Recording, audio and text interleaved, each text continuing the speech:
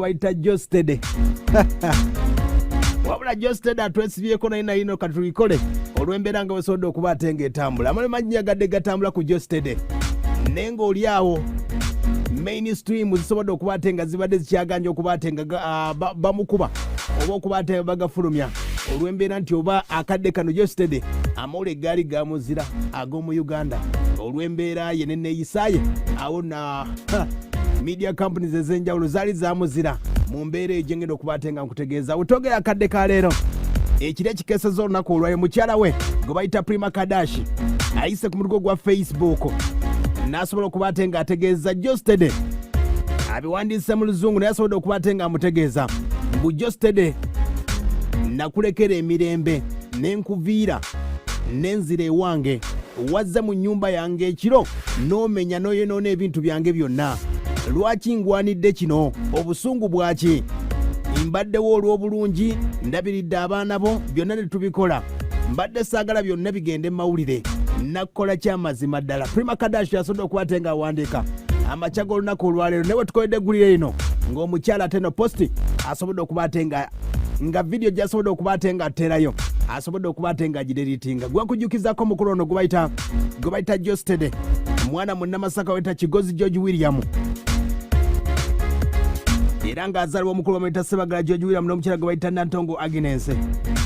okusoma kwesomerako saidi ze Natete Primary School okuva Nursery paka P5 negatta kusomera bayita St Henry Primary School undi kutamadda P6 paka P7 weyaviirawo nayingira ku St Henry's College Gangu senior 1 paka senior 4 weyaviirawo nayingira Masaka Secondary School okuva senior 5 paka senior 6 omukulu gwe nkutegeezaako Jostede mwana munnamasaka mwagwa 2012 weyasobola okuba nga atandika ekintu ky'omuziki n'ekintu kyatandikirako bakita audio production weyatandika okuba ate nga ayiga production wa music awo era nga musajja producer w'amaanyi nnyo tomukolera nnyimba n'abanga tabitegeera byonna asobola okuba ate nga abyekolera naye ng'okuyimba yagamba nti okuyimba kwengenda okuba ate nga ntambuza abadde ajja ajidde mbuvuyo bungi nnyo oba ze bayita stunt oba abadde mu ntalo nnyingi nnyo abajjukira obulungi omwaka oguyise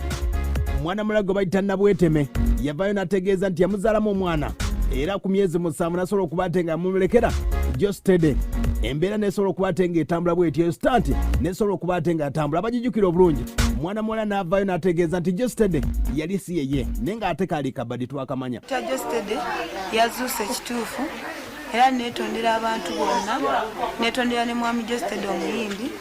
nti okubanga omuntu bulijjo gwennoonya nga munoonyeza mu kifaananyi kye namuzudde era namuzudde olunaku olwo ng'avudde ku DNA nankomyeyo waka yennyini yazze waka n'ajja n'antuukirira era kyemmanyi naye kennyini Jostede omwami oyo yamulabye era ali naye kuzudde amanye ekituufu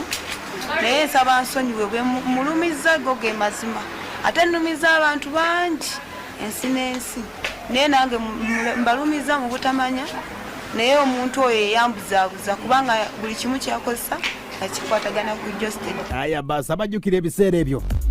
mwana mulago bayita Nabweteme ng'agamba nti Jostede yamuzaalamu omwana ababijjukira obulungi era we byaggwera nga DNA kuba we yaviirayo ku mawulire nga baali bakamukebera DNA bategeeza nti yali yakumala ennaku 7 esobola okuba ate ng'efuluma olunaku lumuluka awo ne tumanya nti Jostede naye ali mu kabadike ne biggwa bwe bityo gyevuddeko wiiki nga 2 ezisobodde okuba ate nga ziyita waliwo amalagadde gatambula ku Jostede nga bagamba nti waliwo omwana walago bayita Farida Hassan kigamba nti bamutomera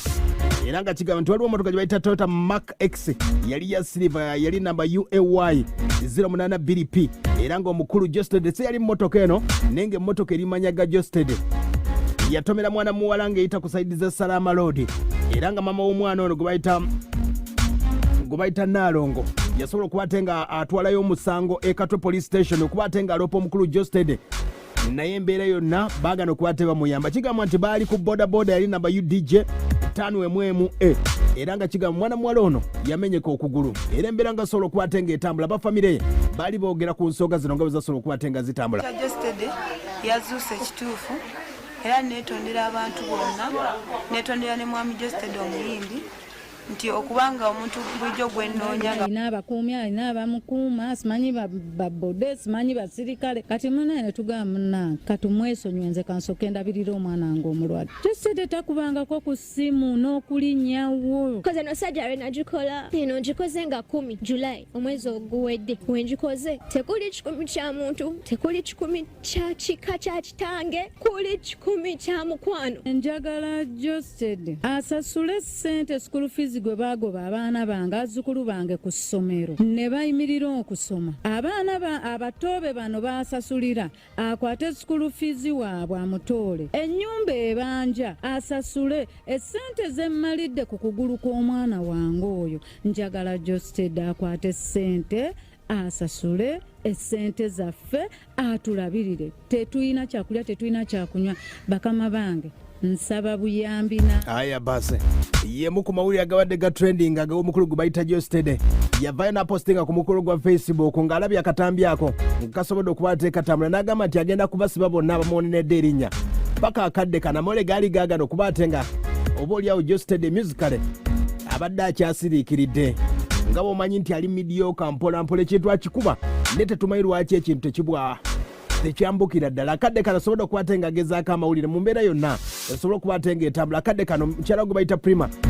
2017 era bafuna obutakkaanya n'asibamu ebye n'agenda akadde kano Prima ategeeza nti yamuviira omukulu ono gwe bayita Josette kati ategeeza nti ekiro ekyakezza olunaku olwaleero yamenye ennyumba n'ajja n'ayasayasa ebintu byonna gwe bayita Josette naye nga tutaddewo abiri Prima alina okuba ate nga gyewa Josette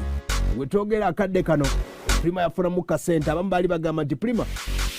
baali bamuyita oba shuga mami wa Josette byonna ne babyogera mu mbeera eyo kati gegamu gatambula okuva wa Blackman gwe bayita Josette